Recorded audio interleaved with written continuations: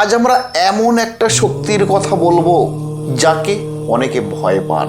মা মানে হলো কিন্তু জগৎ মাতা। তিনি জগতের মা, পৃথিবীর সবারই মা তিনি। কিন্তু যাকে বুঝতে পারলে জীবনের সমস্ত ভয় দূর হয়ে যায়। আজকের বিষয় আমার দশ মহাবিদ্যার প্রথম বিদ্যা মা কালীকে নিয়ে। নমস্কার দর্শক বন্ধুরা, আপনাদের সবাইকে স্বাগতম আমার স্পিরিচুয়াল অ্যান্ড সাইকোলজি মতাদর্শ নিয়ে যে চ্যানেলের সৃষ্টি, সেটা হলো আলোর দিশারি। আমি আপনাদের আগামী এপিসোডে কথা দিয়েছিলাম যে দশ মহাবিদ্যা নিয়ে পার্টভাবে আমি আপনাদের সামনে স্পিরিচুয়াল আলোচনাতে যাব।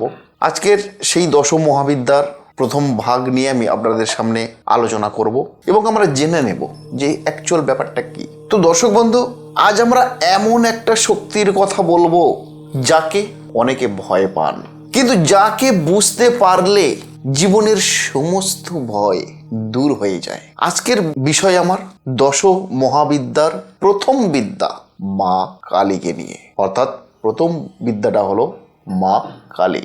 ভিডিওটা শেষ পর্যন্ত আপনারা দেখবেন, কারণ এই শেষেই আমি রেখেছি মা কালী আমাদের জীবনের কি শিক্ষা দেয়, মনস্তাত্ত্বিক এবং আধ্যাত্মিক দিক থেকে কি আমাদের ডেভেলপমেন্ট হয়, বা এই মা কালীকে পুজো পাঠ করে আমরা কি পাবো, কেন পুজো করব, এই টোটাল বিষয়টা আমি ভিডিওর শেষে রেখেছি। তো ভিডিওটাকে স্কিপ করবেন না। আর যদি এই ভিডিওতে আপনারা আমার চ্যানেলের অংশ হতে চান, তাহলে অবশ্যই চ্যানেলটিকে সাবস্ক্রাইব করে রাখবেন এবং পাশে থাকা বেল আইকনটা প্রেস করে রাখবেন। প্রথমে আমরা জেনে নেব যে মা কালী কে। দেখুন, মা মানে হলো কিন্তু জগৎ মাতা। তিনি জগতের মা, অর্থাৎ পৃথিবীর সবারই মা তিনি। মা কালী হলেন সময়ের অধিষ্ঠাত্রী দেবী, শক্তির সর্বোচ্চ রূপ। যে শক্তি পুজো আমরা করি, সেই শক্তির সর্বোচ্চ রূপ অজ্ঞান, অহংকার ও ভয়ের বিনাশকারী। এখন প্রশ্ন হলো, কাল শব্দের অর্থ কি? কাল শব্দের অর্থ হলো সময়, আর কালী, কালী মানে যিনি সময়কেও নিয়ন্ত্রণ করেন। তিনি জন্ম মৃত্যুর ঊর্ধ্বে। তার গায়ের রং কালো, কারণ কালো সব কিছুকে নিজের মধ্যে শোষণ করেন। তো মা কালী আমাদের শেখান জীবনে অন্ধকারকেও গ্রহণ করতে হয়। সবসময় জীবনে আমরা আলোকে আনার চেষ্টা করি, কিন্তু জীবনে এমন অনেক বিষয় থাকে যেখানে অন্ধকারকেও গ্রহণ করতে হয়। মা কালীর যে রূপ, সেই রূপে দেখানো হয়েছে অনেক ভয়ঙ্কর। কিন্তু দর্শক বন্ধু, আপনাদের প্রশ্ন তো জাগে, আমারও প্রশ্ন তো জাগে যে মায়ের এই ভয়ঙ্কর রূপ কেন দেখানো হলো, বা ভয়ঙ্কর রূপ কেন হলো। এই বিষয় নিয়ে অনেকের প্রশ্ন আছে। মা কালী কেন এত ভয়ঙ্কর হয়? গলায় নরমুণ্ডের মালা, জিভ বের করা, হাতে খড়গ।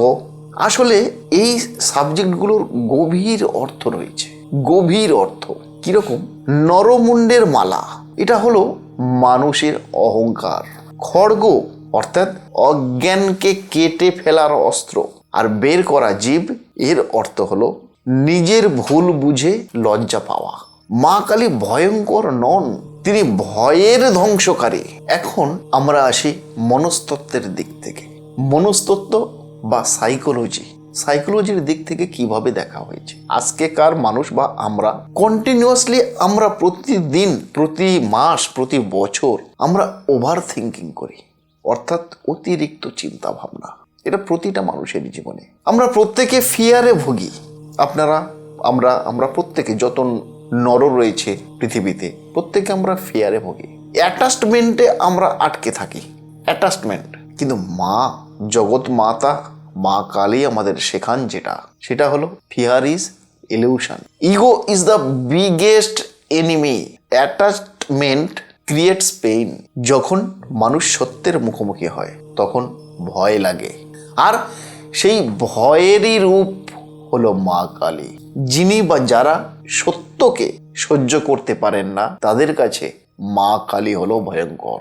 এবার এই মা কালীর মাধ্যমে আত্মশক্তির কিভাবে জাগরণ হয়।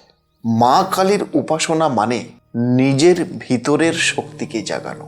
আমরা এই যে মা কালী দেবী রূপে যে পুজো করি, মা কালীকে উপাসনা করার মানেই হলো আমাদের প্রতিটা মানবের নিজের ভিতরের শক্তিকে জাগ্রত করা, অর্থাৎ ভিতরের যে কুণ্ডলিনীগুলো রয়েছে সেই কুণ্ডলিনীগুলোকে জাগ্রত করা। তাই তিনি বলেন, ভয়কে আলিঙ্গন করো, সত্যকে গ্রহণ করো, পুরনো চিন্তা ভেঙে নূতন চিন্তার জন্ম নাও। মা কালী হলেন ট্রান্সফরমেশনের দেবী। যারা জীবনে বড় পরিবর্তনের মধ্য দিয়ে যান তাদের জীবনে মা কালীর শক্তি খুব বেশি কাজ করে। এবার মা কালী দেবীকে পুজো করার আসল উদ্দেশ্য আমাদের কি?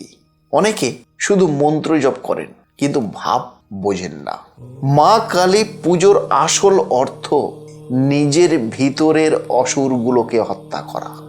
মা কালী পুজোর করার আসল উদ্দেশ্য হলো আমাদের প্রতিটা মানুষের জীবনে, প্রতিটা মানুষের দেহে, প্রতিটা মানুষের মনে এক ধরনের অসুরের বসবাস রয়েছে।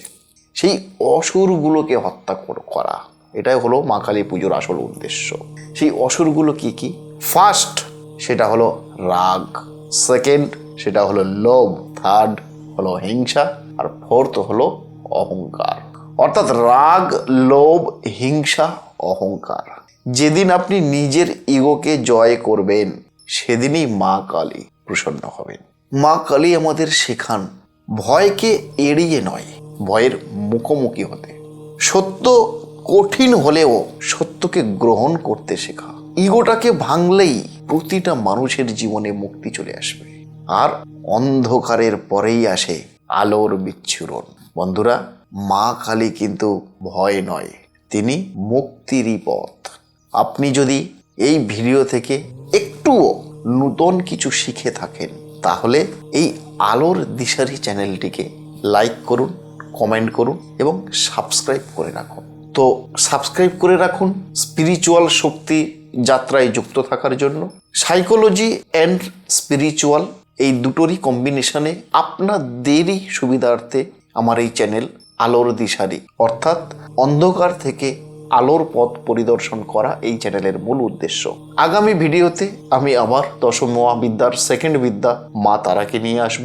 ততক্ষণে আপনারা ভালো থাকুন, সুস্থ থাকুন এবং মায়ের এই ভিডিও বা মায়ের এই দর্শন বা মায়ের এই রূপগুলোকে নিয়ে আপনারা আলাপ আলোচনা করুন এবং আপনারা সুস্থ থাকুন। নমস্কার দর্শক বন্ধু, আগামী এপিসোডে আবার দেখা হবে তারা মায়ের বিদ্যাকে অনুসরণ করে। নমস্কার।